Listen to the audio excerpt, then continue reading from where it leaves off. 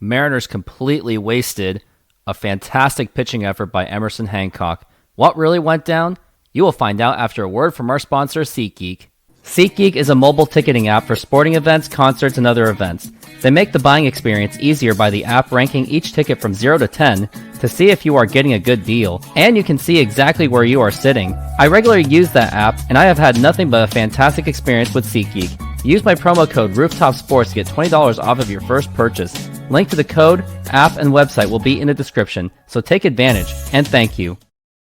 Well, it's unfortunate that the Mariners dropped this one, and the worst part of it is that Emerson Hancock, for the talk and criticism that he's been getting, he pitched extremely well today. Like, it was better than what we would have expected. That he went 6 strong innings, 4 strikeouts, no walks in 74 pitches, but unfortunately he just happened to give up a sac fly RBI and a home run that just got away from him.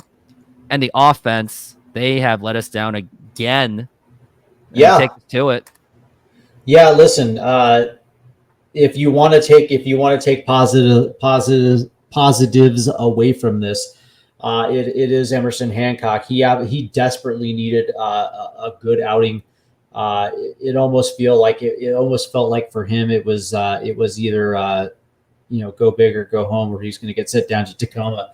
And he came out. He made a few mistakes. The sac fly and the home run to Suzuki, but outside of that, I thought his command of his pitches were actually very well above average, and I walked away impressed with his ability to rebound. But outside of that, this game was all about the Mariners' inability to execute with runners in scoring positions, and they had a few innings where they had runners in scoring positions. With less than 2 outs, and could not at all, figure out a way to drive in runs outside of the Luis Urias double, which was taken away because Zebby Zavala couldn't hit water if he fell out of a boat. It was disappointing because they're at one point, the Mariners probably should have had 4 runs tonight. And it was unfortunate. And then, of course, Austin both serves one up out of the bullpen. So disappointing. At the end of the day, this was a game they easily could have had, and it's a disappointing way to lose. And it's not like that.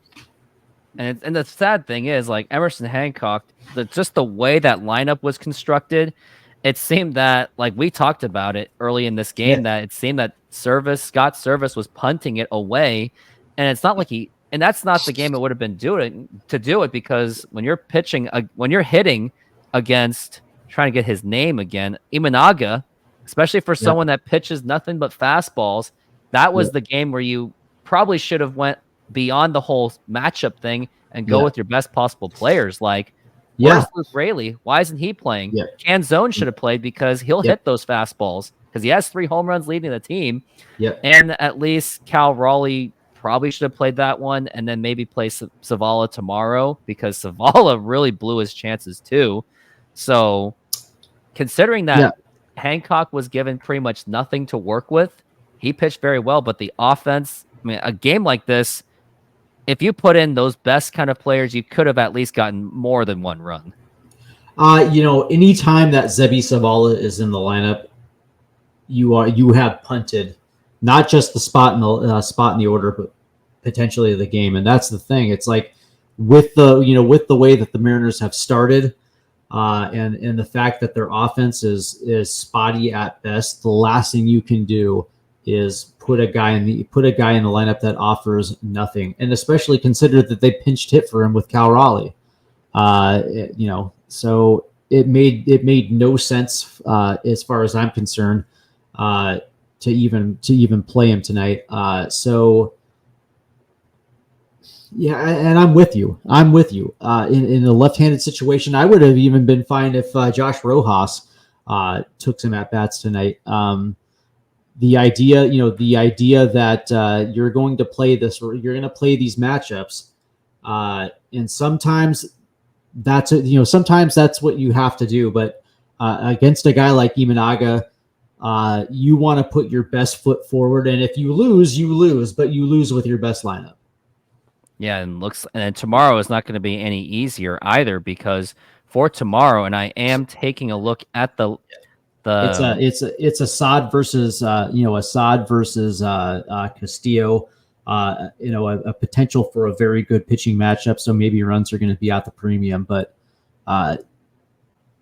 Castillo has been yeah, struggling. Like you said, velocity is there, low, but he's yeah, just got to do better yeah. with his ball location. Yeah, it's his command right now, and it's what the craziest thing about Castillo is he'll start okay, and there's times where you look at him and you're like, oh, okay, yeah, that's the Luis Castillo that we traded for. This is the guy who made that great start in Tacoma, not Tacoma, but in Toronto with the playoffs, and then all of a sudden something happens, something small happens, and then all of a sudden the game gets away from him for a little bit.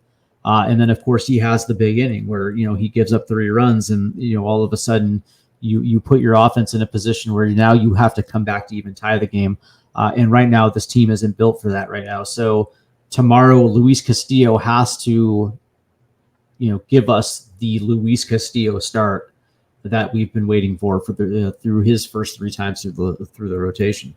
Yeah, and it'd be really nice to get a win out of this series, like get a winning series just to get the confidence going. Yeah. Because they are going to go up against Cincinnati, which is also not going to be a picnic either.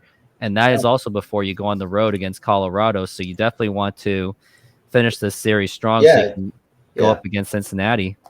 Yeah, I mean, and that's the thing is if the Mariners drop tomorrow, now you're going into a Cincinnati series. That's not going to be easy. At least you have, in the Cincinnati series, you're going to have, Kirby, Gilbert, and Miller going. So you give yourself a very good opportunity to win.